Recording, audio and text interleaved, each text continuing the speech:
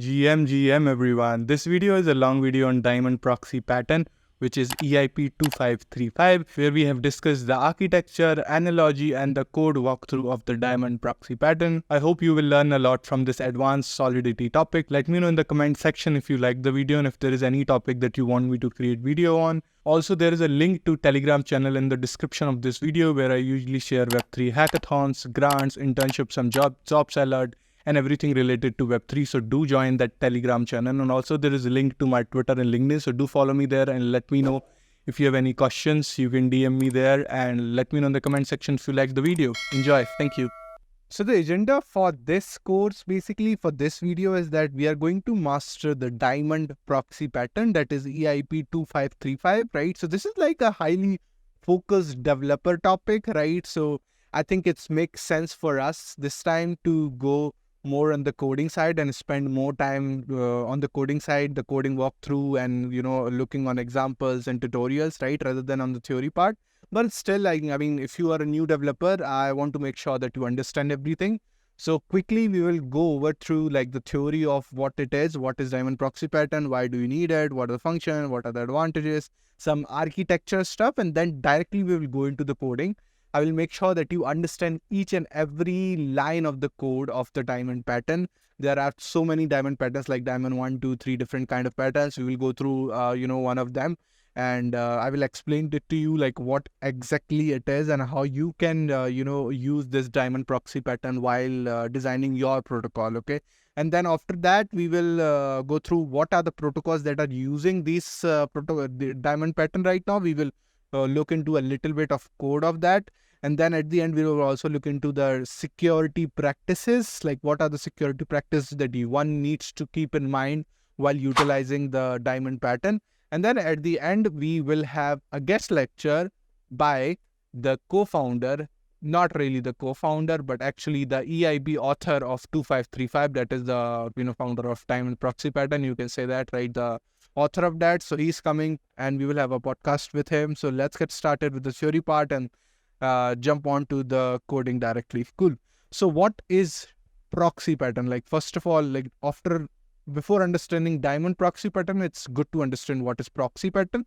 So traditionally smart contracts have a limitation. I hope before starting this course, I'm hoping that you guys are already good with a little bit of Solidity. I'm not asking you to be an advanced Solidity dev because this is already an advanced topic. Right, so I'm hoping that you know basics of Solidity, you know what delegate call is and how to call a function and everything, right? If you don't know anything, go and watch my EVM crash course, which will be really helpful. Go and watch that and just learn like basics of Solidity. That would be helpful because this topic is like very important and much popular these days. If you are like if you're targeting to find a job or trying to get into Solidity and into Web3 space, then this topic is good for you and you can show it off in front of everyone in your recruiters interviews, and you can create a YouTube project with this too. Okay, so cool.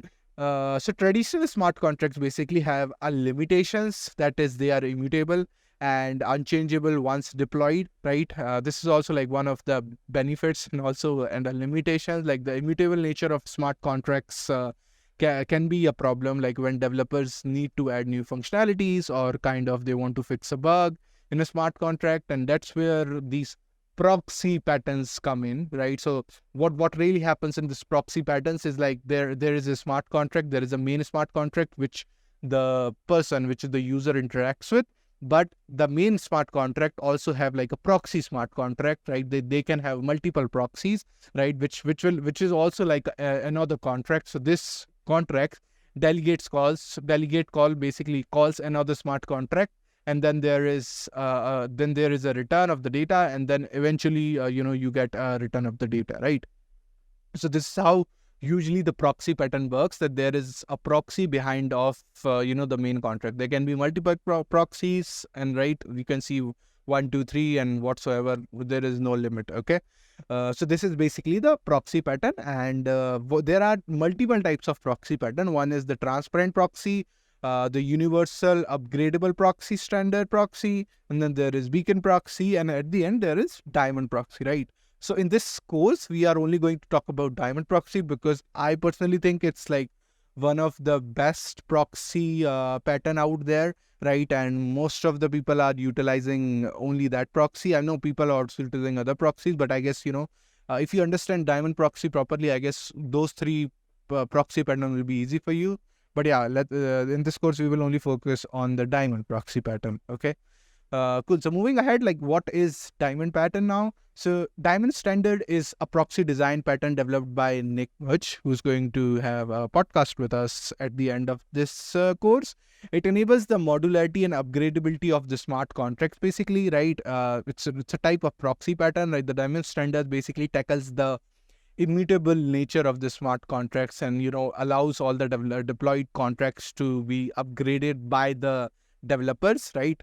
Like with the Diamond Standard, I would say, like, developers can add and replace or remove any smart contract functionality and can also split these functionalities into different contract parts, right? So if you, as you can see in the diagram, right, it enables a single functions, right? All these enable functions to be modified without requiring entire implementation contract to be redeployed. How does this work? Like basically there will be a main contract that will be the Diamond contract, right? And then it is going to delegate call to small contracts, just like proxy pattern that we saw right now, right? It is going to delegate call, basically, there will going to delegate call to these multiple contracts, and these multiple contracts are called facet here, right? We will understand more on the architecture side, but yeah, this is like the simple stuff that basically, without requiring to deploy any code. Suppose, for example, a developer wants to change anything of this particular functionality, then they can change it, right? So understand that this is a main contract, and these are all the functionalities, right, of the protocol or of the dApp. And if you want to change one functionality, you can do that, right? Because this is one functionality, the second functionality, the start functionality. So you don't have to worry about changing all the things in this, all the contract, right? The full contract. You can just upgrade a little part of that you want to change with whatever functionality, right? And unlike proxy patterns, like with broad access control, where accounts with like certain permission can upgrade the entire contract, like with Diamond pattern support, I guess, like there are modular permissions. This allows restrictions to be set only to be upgrade specific function with the smart contracts, right? So if you even if you want like certain permissions to give any to someone else to upgrade this particular function, you can do that. You don't have to give permission to a single person to upgrade the proxy contract, right? This is more of like you can say a modular design, a modular permission design. Okay. So moving forward and learning more about the Diamond pattern, right? So Diamond pattern is basically a proxy design pattern that enables modularity and upgradability of smart contracts. Simple, right?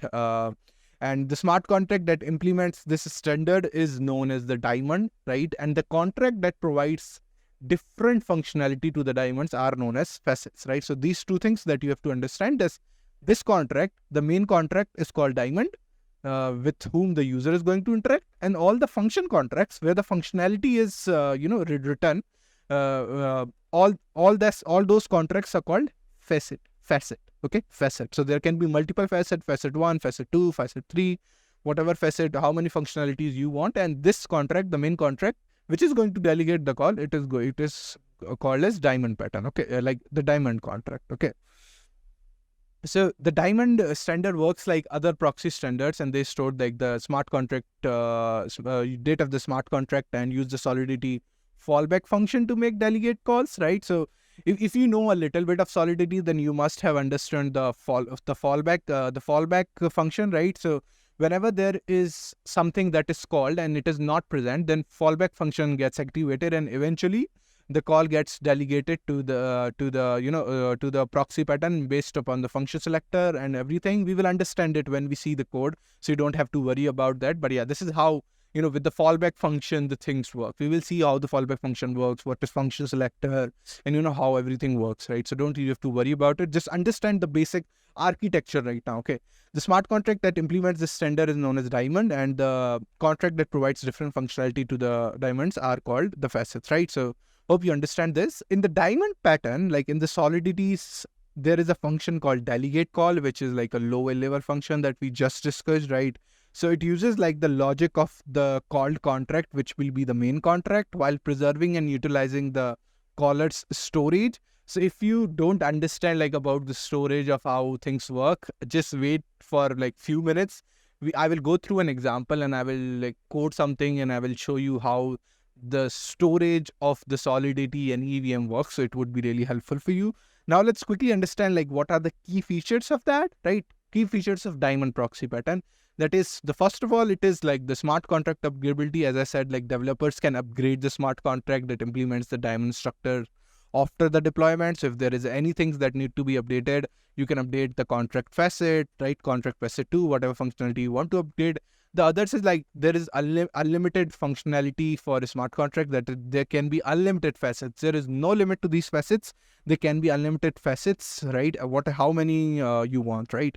And then also there is no smart contract size. As I said, there is no limit for facet, and then eventually there is no smart contracts limit. So if you know that the contract size limit is 24 kilobyte, right? So if your contract is more than 24 kilobytes, it is not going to get deployed, right? So that is a problem with EVM. And sometimes there was a discussion that we need to increase the size limit, but Vitalik told that it is not really necessary. But there are other chains, like maybe Polygon discussed it somewhere that they want to increase the size limit. So I think they did it. I'm not exactly sure, but yeah, you can Google it, that the contract size. But yeah, in the Ethereum, the contract size limit is still 24 kilobytes. Okay. And as I said, with these Diamond smart contracts pattern, there is no size limit. You can have as much as facets you want. So the limit doesn't really matter, sir. Okay. And there is modular and structured arrangement of the code and data, like modular and structure arrangement of the data. So basically the functionalities are separated into various facets and, allowing for more modular and, structural approach. So when I will show you the protocols that are utilizing the proxy, the Diamond proxy pattern, you will see like it is like real good, like the modularity and the things about that, right? It's like really good. The architecture basically, and also there is like one fixed smart contract, as I said, like addressing, supporting like different assets, so developer can add multiple facets to Diamonds. Like there, this is a very good way. Like there will be one main contract and then there is all others contracts, and you can keep upgrading them. You can add and remove, delete, whatever. We will discuss all the architecture, like how you once can do it. But yeah, these are like key advantages of that. And like also one thing that I would say is that if your protocol can work with a single smart contract and none of the above benefits, I guess, then apply to your application, then there is no need to use the proxy pattern or the Diamond standard. Like, however, if you are in a situation where you need to use a proxy pattern, then I guess for your application, then Diamond personally will be my choice, and you will go through that. You will choose. You should choose that. But if it doesn't need it, then I guess it will create things more complicated. So it would be good to stay away from it if you really don't need a proxy pattern. Okay. But if you need it, then yes, you should go for a Diamond proxy pattern. Okay. Yeah. So about the architecture about it, right? So what are the things that you need to know as an architecture? So after this, we will go through the code and we will understand every bit of it, every file of Solidity, right? But yeah, just remember these names, like what it is and what it does. I will come back to this presentation again and this page again. So we will go through each and every basically each and everything one by one. Okay. So what is the Diamond? Again, the Diamond is basically the central contract that we just talked about, which acts as a proxy, and it basically routes functions calls to different appropriate facet, right? Facet. And what is facet? And also there is like a mapping of function selector to the facet address. We will see that, like, or there is basically, there has to be a match, right? How will the Diamond main contract will know which facet to call, right? So there is basically a mapping of function selectors with the facet address. We will see how that works.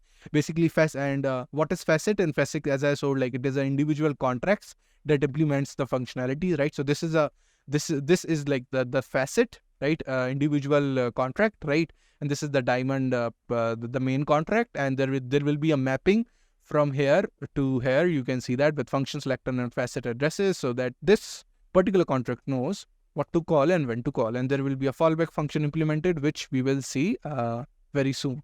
What is loop? So loop is basically a set of standard functions based in defined in EIP 2535, right? It contains some, I can say it's some read-only functions that used to get details of the diamond, such as like its facets, how many facets exist, right? And then there is like all the function selectors. Basically, function selector is like the first 4 bytes of the function signature, right? And basically loop can help you to do that. There is also like a tool, loop.daf, created by a few developers that you should check. That whoever is using smart contract, they should check. I will provide the link in the description, or we will check it later in the course. And what is diamond cut? So diamond cut is basically there is also a face cut function that we will see, which is a function used to add, replace, or remove the facets and their corresponding function selectors in the diamond. Like only an authorized address, like the diamond's owner or the multi-signature, can perform this diamond cuts, right? So basically diamond cut is like, so when you want to add and replace any of the functionalities, that is the facets, then you call this diamond cut function. Like this diamond cut function, this file is going to help, right? So basically cutting the diamond, right? You understand the analogy. Let's try to understand the analogy. The last thing is the diamond storage. So facets, like these facets, right? They do not store the state variables and the data of the diamond, right? Like facets cannot have a state since the diamond use them through the proxy calls, right? And therefore there must be a way for these diamond to share the state variables with its facet, right? So for this, the diamond use a more advanced and structured approach to their state variables, like allowing facets to access them. And there is a method for achieving this, and this is known as more of like diamond storage. So when creating these applications with like the diamond standard, you can go with either 2 routes. One is to maintain basically your state variables. The first one is diamond storage, and the other one is app storage. Okay, so cool. So I guess that's it. If you don't understand any of things, you don't need to worry about it. We will go through the code base and I will explain it to you each and everything. So I don't think so that will be a problem, right? But yeah, let's before moving forward, I think it's very important to let you know like few things about the state variables and how the EVM storage works, right? The state variables and all this stuff, right? So for that, let me quickly give you a quick tutorial. So let's go to our remix and let's check out this, and then we will go through the VS Code, the GitHubs, and all this stuff, and then also we will code a example of Diamond Proxy. Cool, let's go.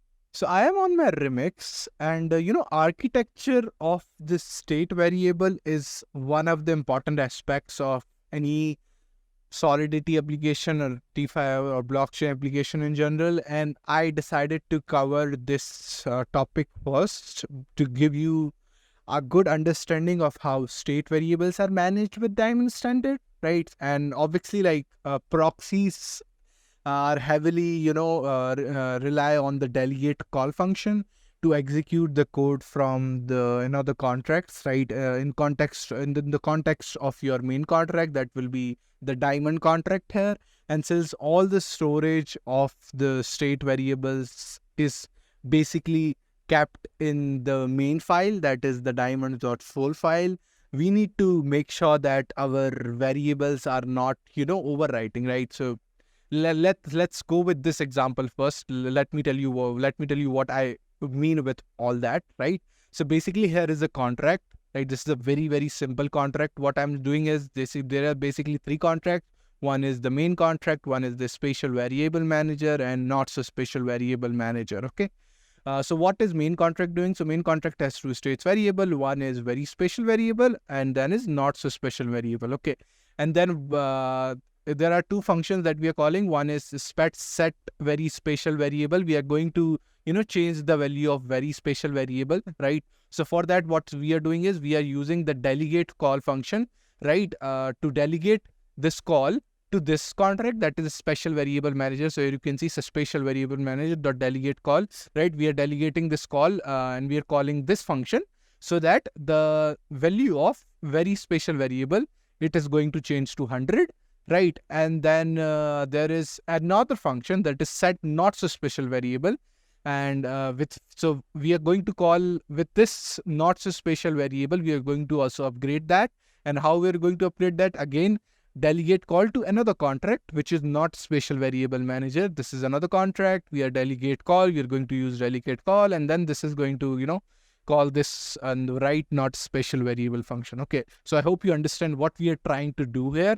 So if you want, you can pause this. I hope code is properly visible. You can pause this and try to understand what exactly is going on here, right? And yeah, and now what I'm going to do is basically I'm going to deploy this smart contract. I think I've already compiled it, so that's not going to be a problem. But yeah, I'm just going to quickly deploy the main contract, the not so special variable contract, and this special variable contract. Okay, so I have all the three contracts deployed, right? So when I'm looking at the main contract, what we are going to do first is basically, first we are going to check what is the value of not special variable.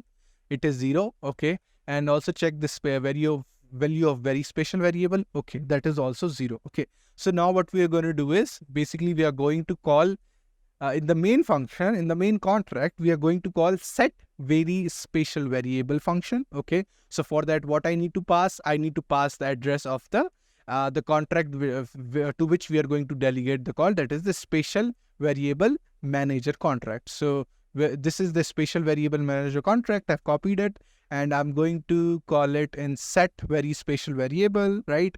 I'm passing on the address and I'm going to call this function. Okay, so I've successfully called this function. Now maybe pause and what do you think? What will be the answer, right? You can see the contract. This is the contract and this is the function, what it is doing. Okay, maybe pause for a bit and think what is your answer. Okay, so what should be the answer now? I'm clicking the very special variable. It is updated to 100, right? This is what we are expecting. We are setting the variable to 100 and we are getting this, right? And now let's also again call the another function which is trying to upgrade the value of not so special variable, right? So in this context, again, we are just going to, call this contract now. Okay. And what we have to pass it, we just have to pass the address of, not so special contract. Okay. I've copied that. And now what I'm going to do is I'm going to paste the contract address here. Okay. I'm going to call this not so special function here. Okay. So I've called this. It has successfully been called. Now again, take your time and what should be the answer according to you, right? This is the contract here. Okay.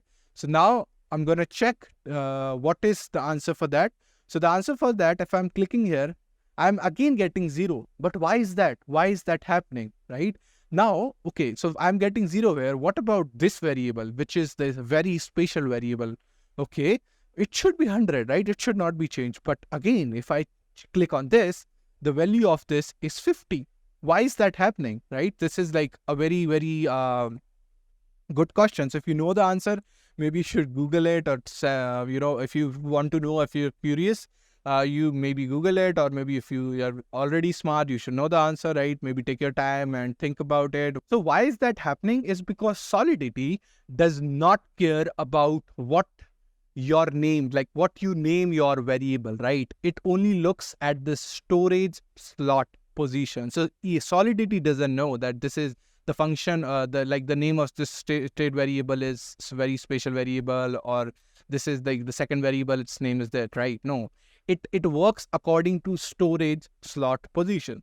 So what really is happening here, right? So if we say like, well, basically the storage slot in not so special variable manager, right? It doesn't have very special variables. So here in this main contract, we have 2 state variable, right? But in the not so special variable, there is only 1 state variable, right? So when we call write not special variable, which is this function, through like via the delegate call from this main contract, we are set very special variable function.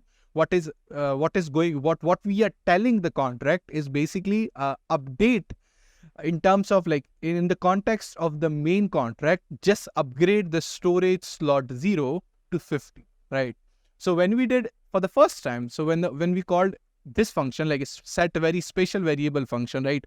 when we called this function, what really happened was it basically also told that in the context of this contract, please upgrade the storage slot 0. So basically this is, okay, I should write, this is the storage slot 1, right? And the another contract is basically the storage slot 1. Let's say, for example, this is it, right? So what we are saying when we are calling this function, like to set this, the value of very special variable to 100, we're just saying that when you call this function, just make sure that the storage slot of 0 is set to 100. Okay, this was already set when we called it, right? And but when on the next time we are trying to call this function, what is again happening is that there is only one state variable, right?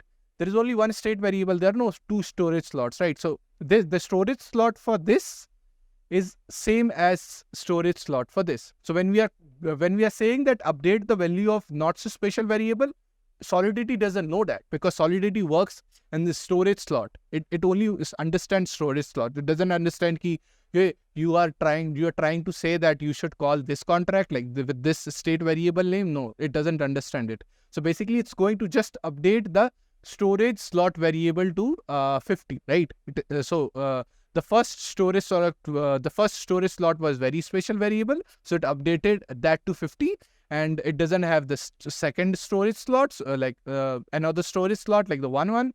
It doesn't update that, right? So this is what simply things are happening under the hood, right? And keeping this in mind, that the EVM and basically the Solidity, they don't understand the state variable and works in the storage slot position, right? We need to make sure that we are not overwriting our storage slot, because in the Diamond Proxy pattern, we are going to use delegate call function. We are especially going to use this delegate call function. Like this will be a very, very, very important call, right? So when I showed you in the architecture, there will be a main Diamond contract, and then we are going to delegate call to these facets, right?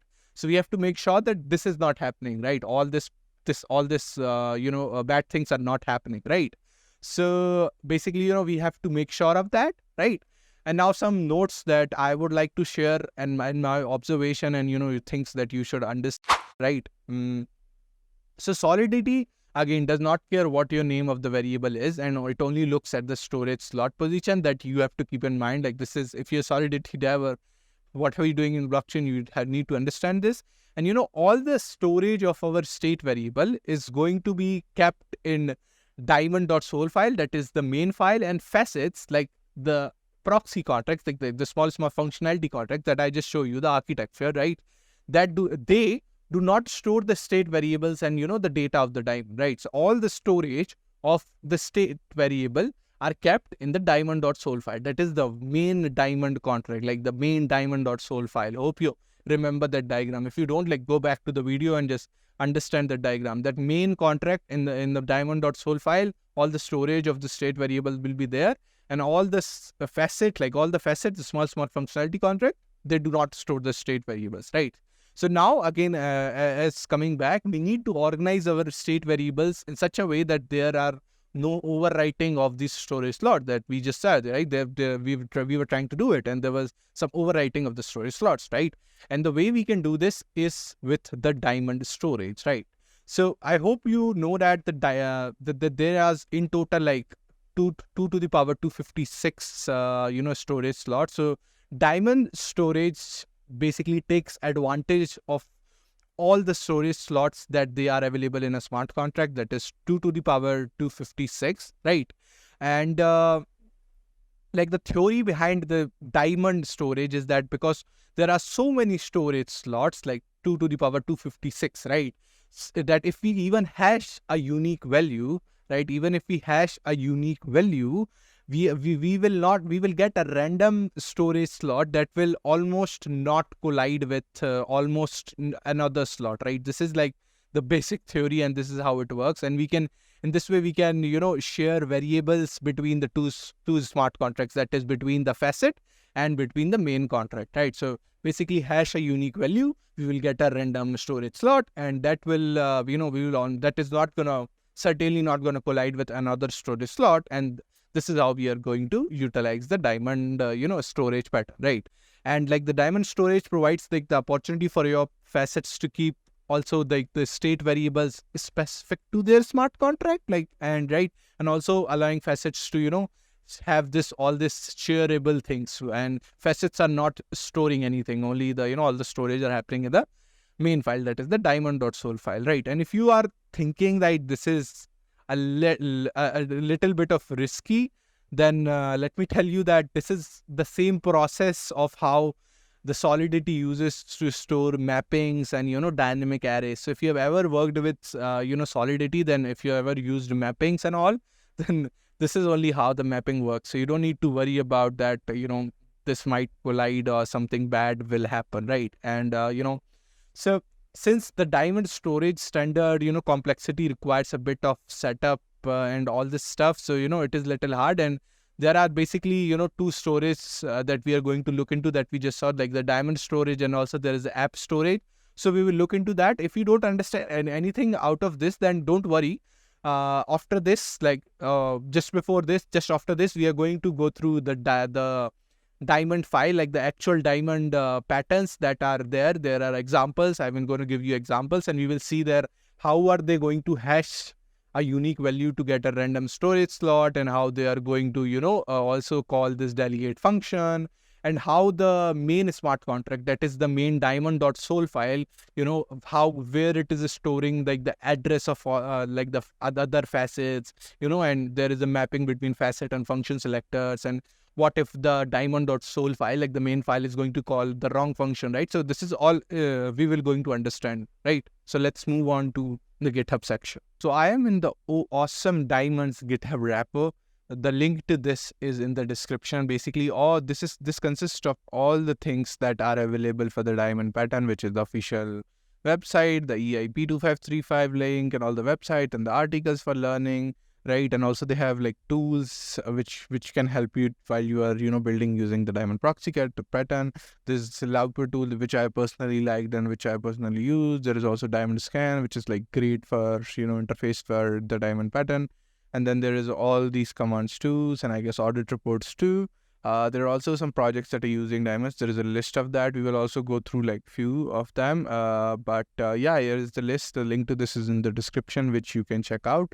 Now let's move forward to the pattern, the diamond code. So before moving on, there is already a repo by the EIP author, which is a great readme, which I really love it, right? So he explains about the diamond pattern, and right now there is like 3 implementations that are available right now, which is Diamond 1, Diamond 2, and Diamond 3. So basically all these implementations are doing the same thing, right? But these three implementation have different benefits and few disadvantages in terms of code complexity and some gas costs, right? And here is basically the breakdown and the differences between these 3 implementations, right? Based on the ratings, high, medium, and low, and their relation to each other. So you can quickly check it out. But in this particular video, we will go through the Diamond 3 and try to understand the code base of that. But hopefully, if you understand one of them, it wouldn't be harder for you to understand others, right? Here is the link to all those, and also there is also the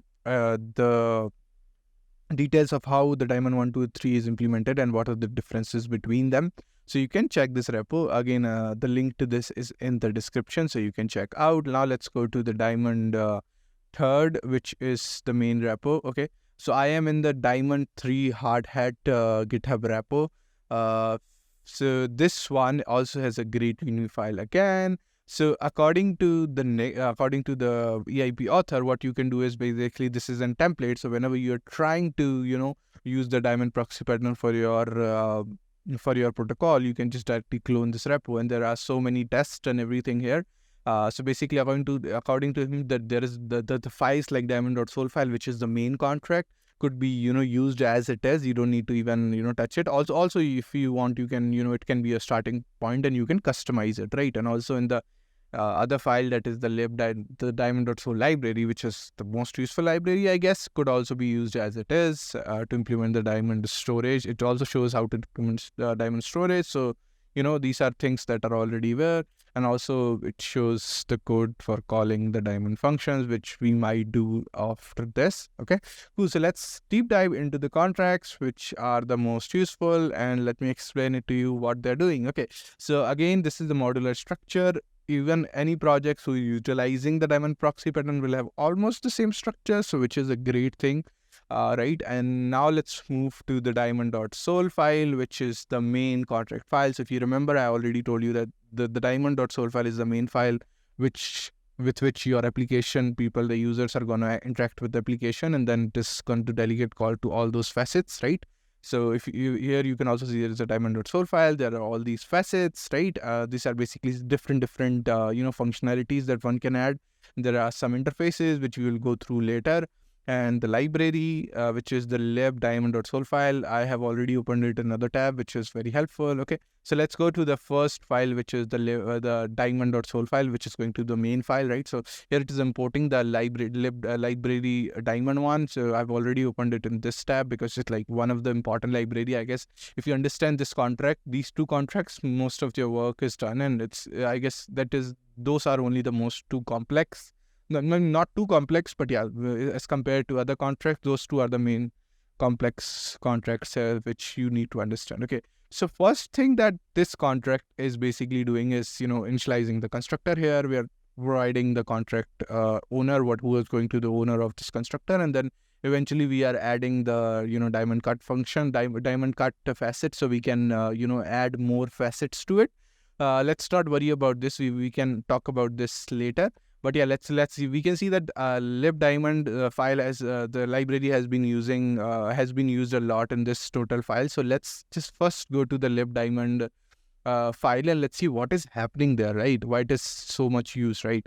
So in the lib diamond.sol file in the library, you can see that first thing that they are doing is basically they are hashing the random storage, basically random string, to get a random storage, right? So this is what we just learned on the remix, that it is very hard to it is very complex to manage the state variable. So this is how they are doing. Is basically they are hashing, taking 32 bytes hash of a string to use as a diamond storage location, so that you can use this storage location to share between two contracts, that is the diamond.sol file and also like the facets and all, right? So this is what we just learned right now, right? Don't worry about the app storage. We will discuss app storage later, right? There was two types of storage. One was diamond storage, one was app storage, right? So that I told you. So we will discuss app storage later. Okay, cool. Now again, the question rises in this the diamond.sol file, that how this file is going to know which facet to call, right? So for that we have a struct that is facet address and position, right, which contains of address of the facet address, and also like the function selector position, and also there is another struct as well, right? So in the lib diamond.sol file, what's next they are doing is basically there is a diamond storage function, right? And this storage function, basically what it is, just initializing that diamond storage, that random slot, to a position. Okay, basically initializing the data, basically initializing the diamond storage, that you can just call it that. Okay, and even if you see in the diamond.sol file, the first thing that here it is doing with this file is with this lines of code is basically initializing the diamond storage, so that we can use this storage where all the facet data will be stored, right? So this is what is happening here, and I hope you understand it now, like what I explained it to you in the remix, that it's hard to state to manage the state variable. So this is how by indexing a random storage and initializing the diamond storage, we are using it to share between diamond and facet address. And here in this storage, the facet data will be stored. Okay, so again, in this diamond.sol file, there is this fallback function. Basically this is like the main function which through which the diamond.sol file is going to call another facets, right? So as I've already told you, that this is the first thing it is doing is initializing the diamond storage, and then the next thing that is happening is basically we want to get facet from the function selector, right? So how the diamond.sol file is going to know which facet to call, right? So in the lib diamond.sol, there is already a mapping, which is the select to facet and position, which is, I think, being called here. Yes, selector to facet and position, selector to facet and position. So this is the main mapping that is, being called here, right? So if you can see here, it is basically calling that mapping to find out the facet, which facet to call, according to the function selector. So this is what is happening here. And then there is assembly code just to, call that particular contract by copying the function selector and any arguments that has been passed to this particular contract while users are interacting with this particular file, right? So in the assembly code, it is just executing it and passing out all the arguments that were passed to the by calling the diamond.sol file. Okay. So this is what it is, and it was a simple file. I hope so you understood what I was trying to explain here. This is like a simple file, and now let's move to other interfaces, right? Let's understand the iDiamond cut interface, what it is trying to do here. Okay, so as I told you, like what the diamond cut.storage file is doing is basically whenever you want to add any new facet, or you want to remove the facet, or you want to replace a facet, this is what the diamond cut interface or diamond cut file is going to help us with. Okay, and if you go to the facet file, you will also see a diamond cut.sol facet, which is here, right? So this is like the main diamond cut facet, which is also importing the interface, the diamond cut interface. Okay. Okay, so let's move to the interface, which is diamond cut.sol. Okay, so here there is enum, which is facet cut function, which is like the first one, the 0 1 is to add, then the replace is 1, and then remove is 2, right? There is again a struct with facet cut, right? And then again there is a diamond cut function, which is basically you call when you want to add or remove or replace any facet, right? So simple as that. And this is basically for the transparency towards the users and towards the community, right? So this is why you have to have event emitted according to like the EIP standard. Now let's go and check out the facet. In the facets folder, there is a diamond cut facet.sol file.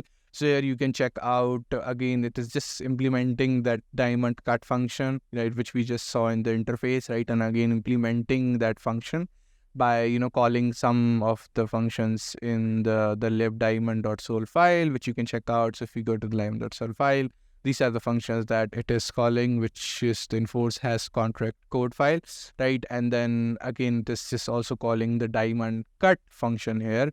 So diamond cut function should be here somewhere, which is being called, I guess, there is a diamond cut event, right? This is being emitted here. There is also this function, which is the diamond cut function, right? And yeah, it is being called like whenever you want to add or replace or something, right? It is going to check what it is doing. If it's like adding functions, right? This is being called, and then it's again checks if the action is to replace, again checks if the action is to remove. And if there is nothing, no action is selected, this is going to basically give an error, right? So this is what it is happening. And then again, there is for add functions, you can check out this add function, like how a facet is going to be added here. So again, it is going to check the function selector.length is not equals to 0, right? No selector in the facets to cut. Again, it's going to check whether that facet exists or not. Even while even by replacing, you have to check that the function like the facet exists or not. Even while removing, this is the case. You have to check whether the facet exists or not. And again, like the same stuff is happening, initializing the storage, the diamond storage, and again, just checking address 0 and all the basic stuff. I think if you know Solidity, you will understand most of it, right? And this is what it is. This is what here it is happening. And again, there is a replace function that is going to replace and remove the old facet, replace the old facet. And there is a remove function as well if you want to, remove any of the facet. Okay. Cool. So let's go again back to the diamond cut facet dot sol contract. I guess we've already looked everything into that. Now let's go back to basically the facet folder. Now the main stuff is also, so there is also another interface, which is the loop interface that you have to check out. So the loop interface is also like, so whenever you want to check stuff about your diamond pattern, like what are the facets that exist, what are the facet function selector, whenever you want to get such kind of information, you go to the diamond loop file, right, which we've already discussed. So again, there is an interface which you can check out. There is struct for facet, which contains facet address and the function selector. And again, these are few functions that one can call, like which is the facets, which gives all the addresses of the facets and therefore type byte function selector. And there is also gets all the function selector supported by specific facet, get all the function selector, and then this gets all the facet addresses used by the diamond. And again, this also facet address. So let's go to the facet file and let's see how the diamond loop facet.sol is implemented. So again, it is like importing the library and the interface, right? And then it is going to implement the facet function, which one has to implement while using the interface. So, it is just looping and checking all the facets, and it's going to return that. Facet function selector, again, from the storage, it is going to, get us all the function selectors, basically, that is provided by a facet, okay? Again, facet address, it is being implemented, just initialize through this diamond storage, check out all the facet addresses. Cool. This is what it is going to return, basically an array of all those facet addresses, right? And this is how a user can interact and, get all this stuff, okay? Cool. So this is the diamond loop facet.sol file right now. What's the most important stuff other than this? I guess we are almost done. So one important thing that I want to tell about this file is like a big detail is that, the libdiamond.sol file solely uses internal functions, right? This adds like the bytecode to our contract, like saving us from needing to use another delegate call.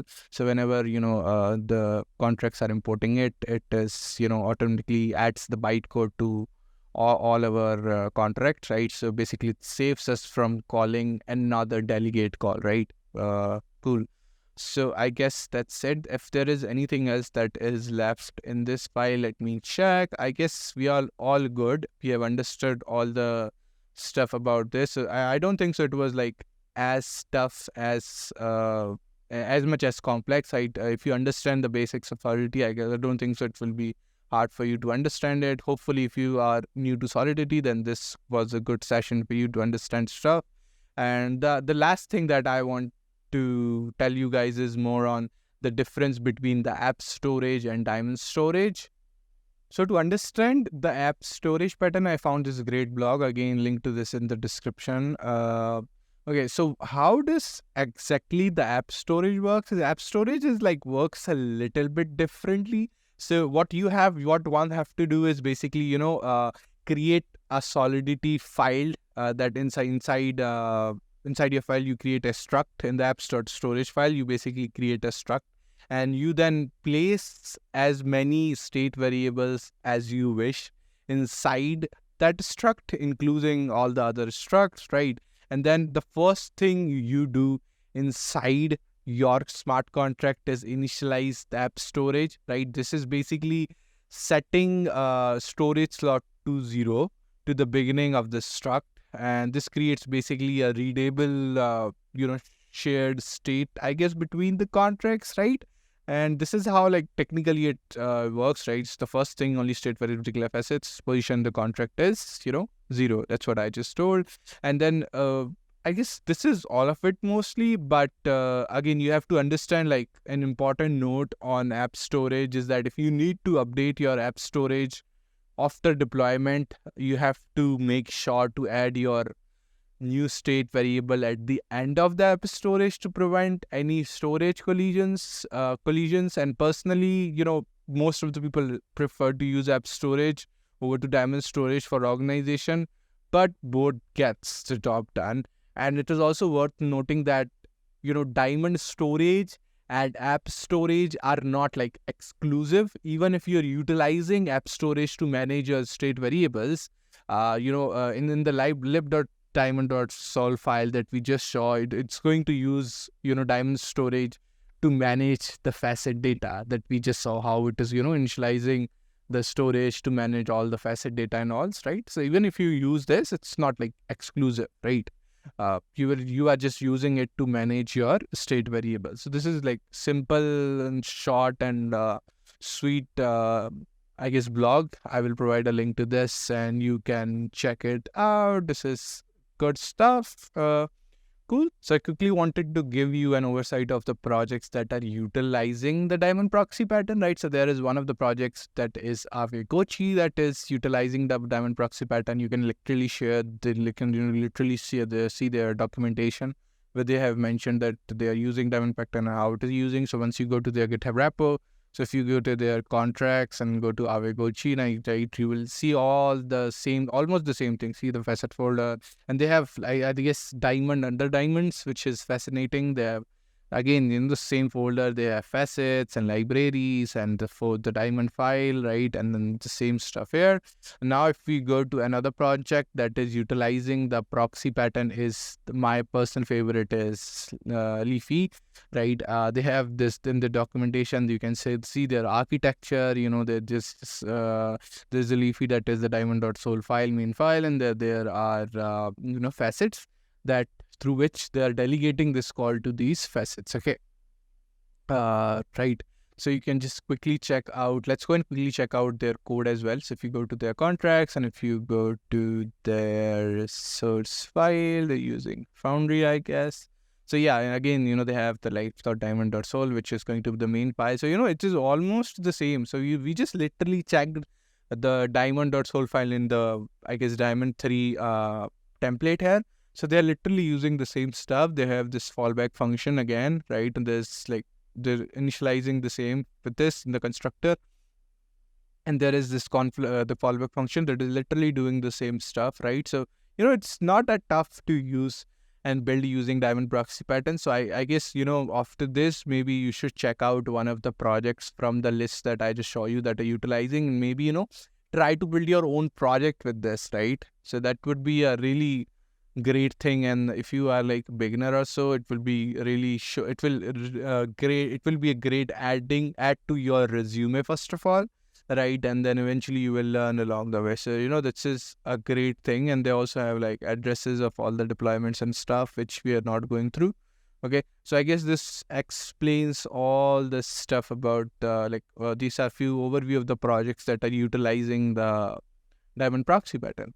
So rather than actually creating a fully fleshed project with Diamond Proxy pattern, I am just going to show you guys how you can deploy your smart contracts and how you can, add your facets and, deploy the whole Diamond project. If you want a specific full video with, example of building a proper fully fleshed project with Diamond Proxy pattern, let me know in the comment section, type down there. If you want, I can create a separate 1 hour video by just creating a project with Diamond Proxy pattern. But for now, I guess for this video, let's keep it short and I will just show you the basics of it. Okay, so what you specifically have to just do here is just clone the Diamond hard hat third implementation, which is which is what we just saw, and we were just going through that, right? So just clone that GitHub repo, right? And after that, once you've cloned, let's do the npm install first, so that we can make sure that it is installed. And meanwhile, we will also open in the VS Code. Okay, so we are on the VS Code. Let's also do npm install. Okay, so on the meanwhile it is getting installed, let's go towards the code. So we've already seen all the contracts and stuff, right? So what the other stuff that we can see here is that there is already a script that is deploy.js file, which we are going to utilize, right? And then there is also, I guess, tests that are ready, right? You can check these tests. We can also run those tests while checking and stuff, right? So let's see if it getting installed. Yeah, so the It is getting installed, so it's going to take a few time. Let's be patient. It's usually slow. Okay, so finally it has installed. Now what we have to do is basically, let's go to the deploy file first of all. So in the deploy.js file, there you will see the facets that are added here that are deployed. So right now, like the test facets are not added. So if you go to facets, there's test1 facet and test2 facet, which are not added right now, which we can add it later, right? So yeah, so let's go and just deploy all the diamond pattern and the main contract and all these facets. So just go and type in the terminal, hard hat, run this script / deploy.js. Cool.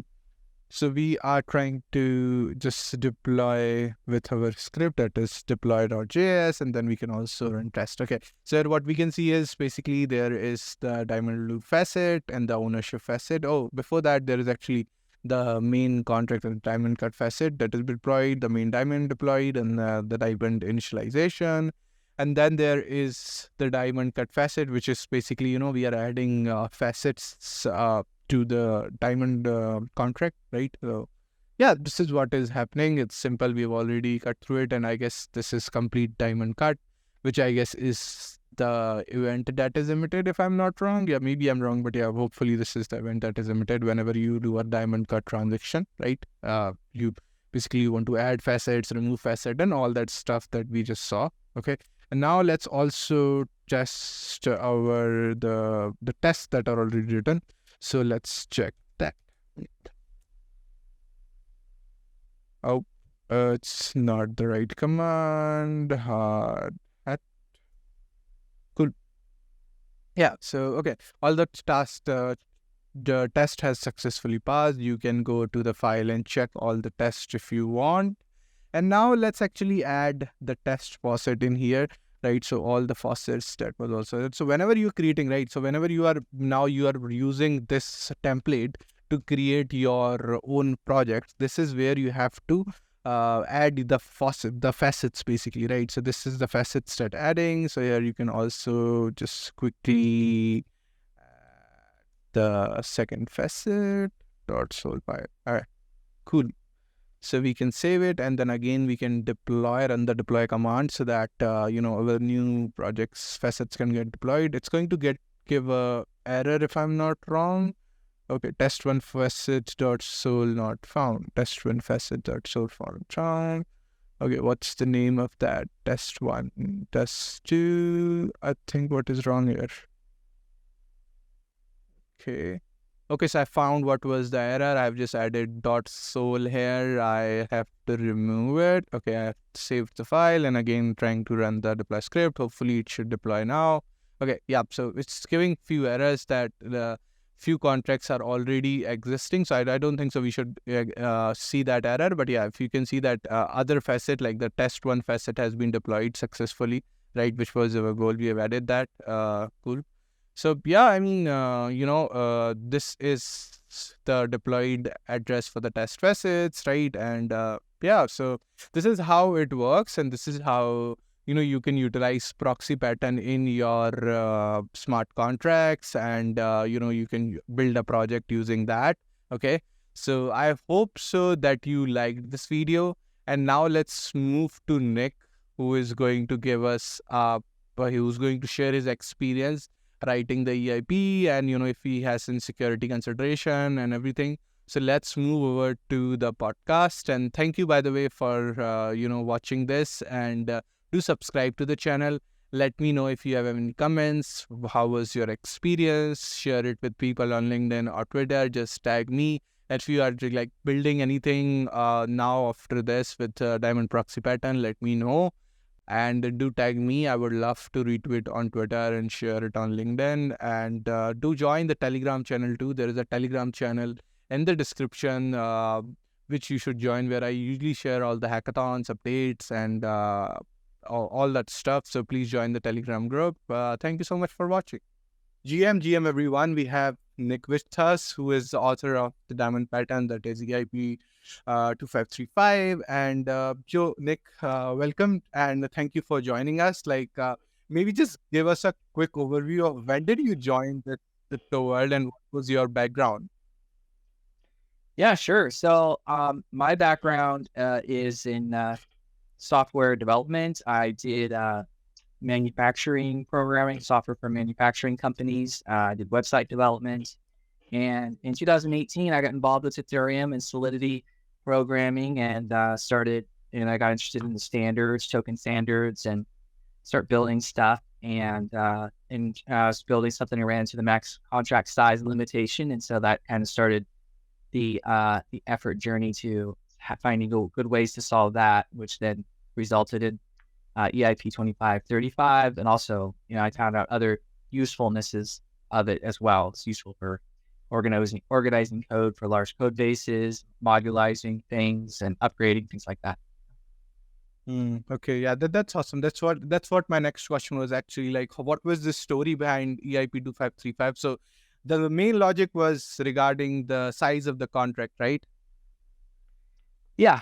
So, I was working on a project where it was a token based project, and I needed all the token functionality to come from a single contract, single address, and so that began the early efforts to solve that problem. And then later, then when developing that and developing the Diamond standard, I found that actually that the pattern provides a way, kind of a standardized way to organize smart contract code in general. And it became became nice to be able to have a lot of contract functionality at a single address rather than at other addresses, just to have one outward facing smart contract address that clients and other contracts could all just talk to instead of having multiple addresses. It became like, also when I wanted to upgrade functionality, it could be fine grain upgrades, so that, I just need to replace one function, or I just need to add a little bit more functionality. I can just do that instead of replacing a whole entire contract. Got it. And also, like, so right now there are so many projects, right? So if someone wants to utilize the my diamond pattern, when should they utilize? I guess proxy contracts comes with their own their own struggle with being complex and getting hacked. So when should a project actually utilize diamond patterns? Do you have anything like any answer to that? I mean, one thing is, it's a general purpose design or architecture. So like there could be different circumstances or situations where people might want to use it, because it's pretty general. But I'd say that very commonly when your smart contract functionality starts getting larger, where it's not all your smart contract functionality is not going to fit into a single contract, and then depending on your project, does it make sense to have two separate contracts with two different addresses? That's want to do that, that's fine. Or or do you want, you have those functionality and you want it to be one address, then that's right there as a candidate for the diamond. Another situation is where, let's say you want to release your project, but you want your project to sort of grow over time based on user feedback and what happens. You want to add functionality over time based on, kind of this organic feedback loop of your community. And in that case, you'd want an incremental development, and the Diamond provides that with upgrades. You can, add functionality over time in an organized, standardized way. So, you like games, NFT gaming. That's the example that uses it. Yeah, so like Gochi's contracts. Yeah, so those are kind of common cases. Larger code base where you're going to be incremental development over time. Off the top of my head, like those are two very common useful use cases for the Diamond. Say, there's probably others.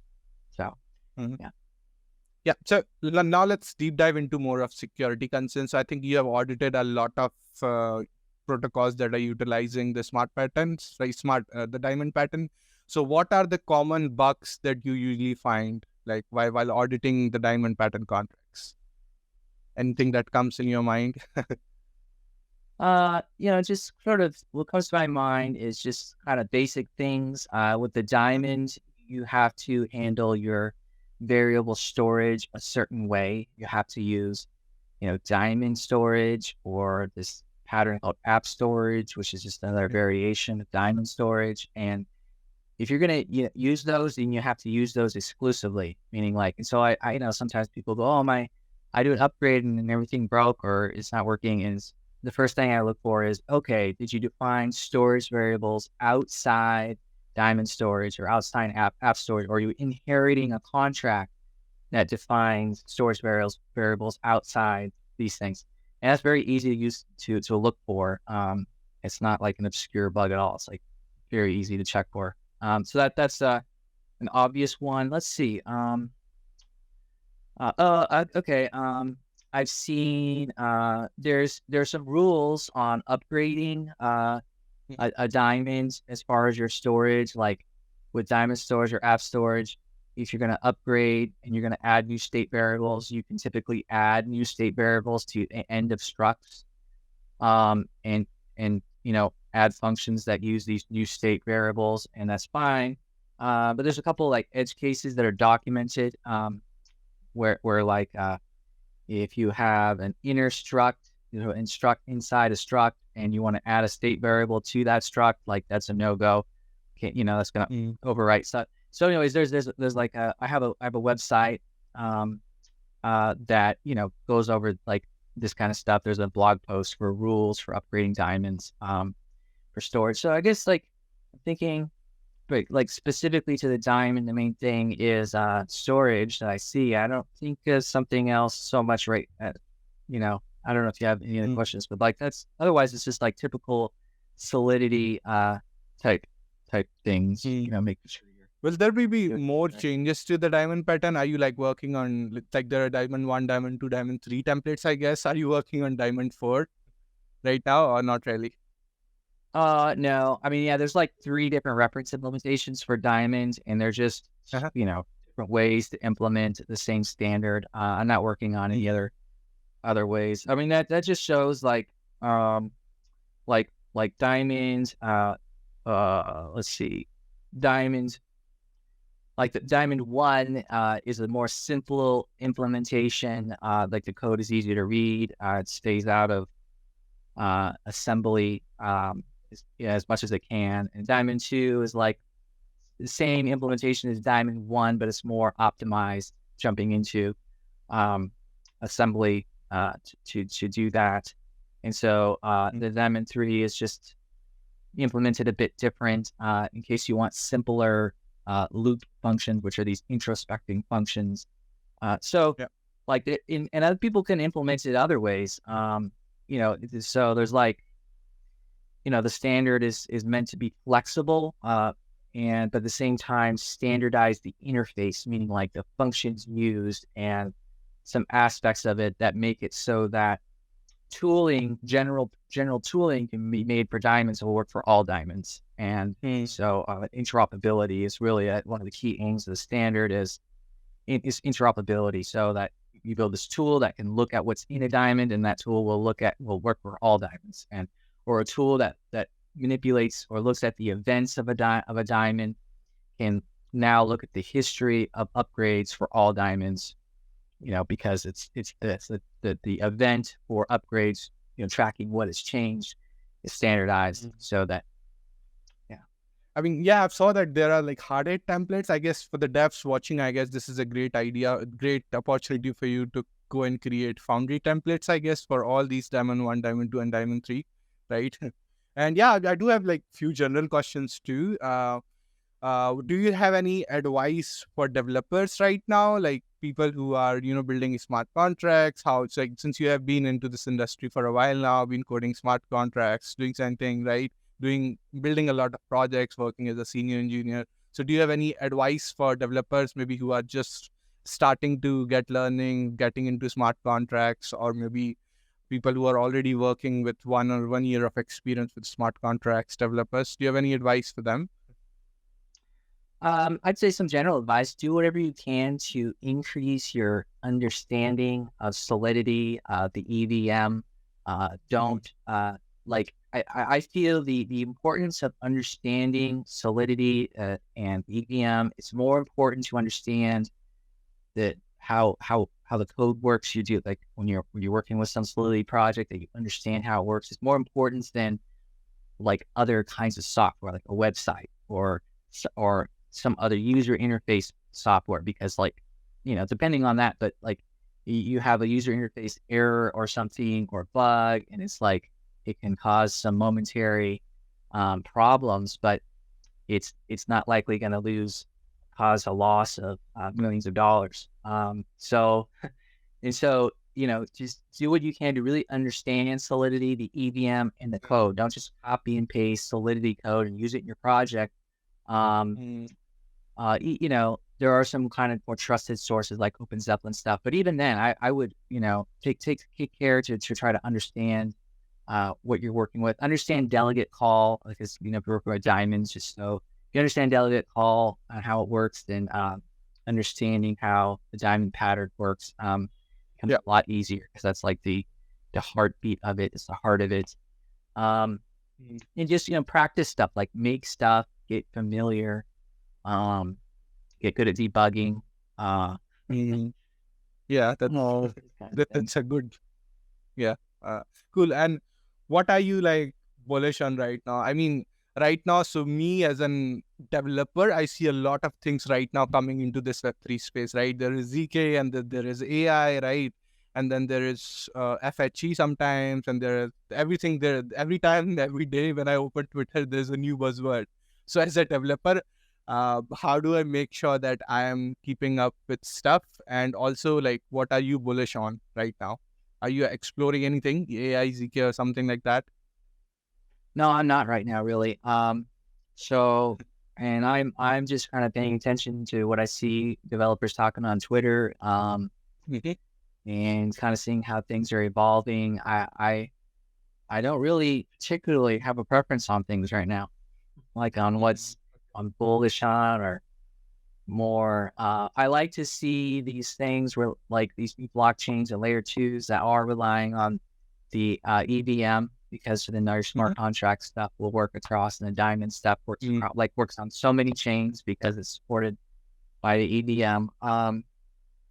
So I guess I'm just kind of bullish on, I'm just really kind of now getting old school and just being interested in Solidity and EVM based smart contracts. And of course the diamond stuff. I'm really, I don't really have more to say. Awesome. I guess that was the answer. I'm bullish on EVM. Yeah, that's something that people need to be bullish on.